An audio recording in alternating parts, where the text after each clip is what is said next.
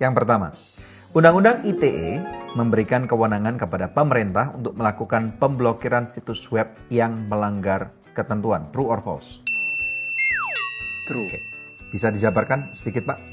Ya, karena undang-undang itu berfungsi untuk menjaga kestabilan, keselarasan, keamanan hidup bernegara.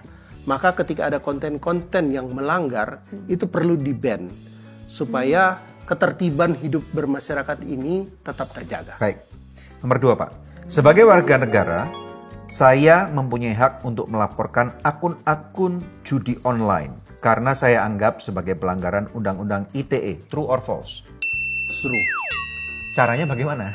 Caranya ke kantor polisi, Ya. tapi sebelum ke kantor polisi, siapkan dulu bukti, data, Screenshot, dokumen, apa gitu. betul. Semuanya disediakan supaya ketika kita ke kantor polisi ada dasarnya, ada bukti-bukti awal. Bahwa nanti polisi akan berinvestigasi selanjutnya, itu tugas polisi. Tapi kalau dari bukti awal kita tidak cukup kuat, kasus bisa di-drop, tidak jadi diproses. Kan susah juga, Pak, karena kan nama inisial udah disebut, tetapi sampai dengan sekarang nggak ada tindakan. Bagaimana nih? Ya, balik lagi kepada polisi itu kan pekerjaannya banyak, Pak. Yang melapor juga banyak. Iya pasti. Ya, jadi mereka punya parameter tersendiri dalam mengambil keputusan kasus ini go or no go. Oh, gitu. Padahal kan sudah 200 triliun per putaran ini. Kan disebut sama Presiden Jokowi, gimana? Ya, sampai ada satgas segala kan, anti judol dan segala macamnya. Tapi ini Pak, keterlibatan publik untuk menyerukan ini, menurut saya sangat strategis untuk dilakukan.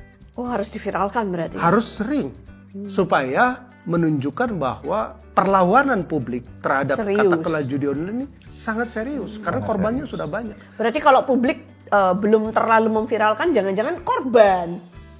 Ya, Iya. selama ini kan korban. Jadi nggak berani gitu. Itu dia. Jadi Baik. ini perlu disuarakan terus. Karena dia sendiri masih hutang sama penjudi online-nya. Bisa jadi. Baik, baik.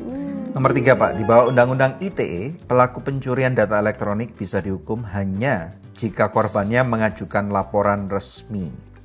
True or false? Ya, true. Karena begini, ada yang namanya delik aduan, ada yang namanya delik umum. Iya. Kalau delik aduan dalam kasus-kasus pencemaran tertentu itu pihak yang merasa dirugikan dia harus lapor dulu, baru perkara bergulir. Tidak diinisiasi oleh polisi sendiri. Oh Ya. gitu Pak. Ya, Ada yang itu namanya delik aduan. Oke. Ya. Ngerti bedanya sekarang ya? Iya. Jadi bukan seperti yang kita pikir delik aduan itu apa. Kalau delik umum itu kasus pembunuhan, Terorisme. Itu polisi pencurian, yang berinisiatif. penggelapan, itu inisiatif polisi. Oke. Korban tak harus melapor, polisi udah langsung bertindak. Apa itu, Pak? Delik aduan dan apa? Umum. Delik Delik umum. Kalau misalnya kasus perzinahan, itu delik aduan. Aduan. Kalau pasangannya yang sah diam-diam saja mengetahui pasangan dia berzina misalnya, karena pasal 284 KUH pidana itu Oh, ada pasalnya juga ya Pak? ada 9 bulan hukumannya. Wow. Ya, jadi kalau dia tidak melapor, itu kan dia tidak mengadu. Ya. Ini kan sifatnya delik aduan. Maka polisi tidak akan menindak perzinahan tersebut. Oh gitu. Iya. Nah, tapi kalau tadi pembunuhan, penipuan, penggelapan, penganiayaan, Pengedaran narkoba. pengedaran narkoba itu delik umum, Delik umum. tidak harus lapor dulu. Nah, Oke. itu perlu dipahami seperti ini. Ya, baik. Baik. Nomor 4, Pak. Undang-Undang ITE tidak berlaku untuk warga negara asing. True or false? Oh, false.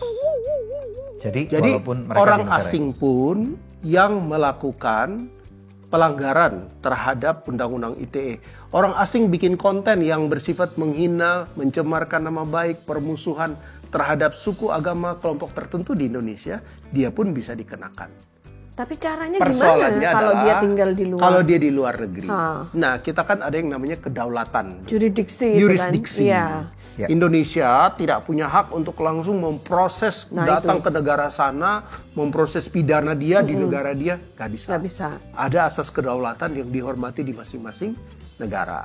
kendalanya ada. Kecuali kalau orang itu melakukannya di Indonesia. Kalau dia di Indonesia, dia ada di Indonesia. Bisa diproses. Bisa diproses.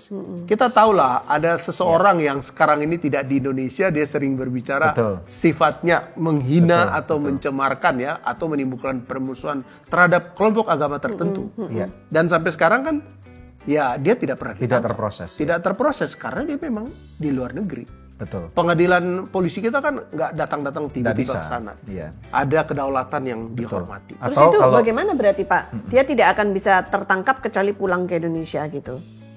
Ini balik lagi kepada apa ya, niatan dari pemerintah Oke. kita polisi. Baik. Apakah ini segitu urgennya untuk dikejar ke sana? Karena itu juga uang besar. Yes.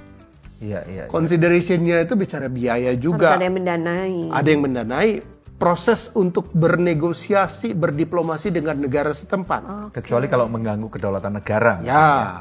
Baik.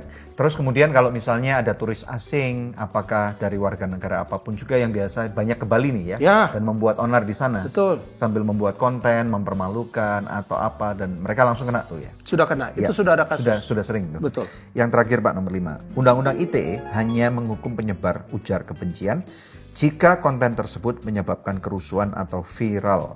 True or false? False karena unsurnya ada beberapa tadi.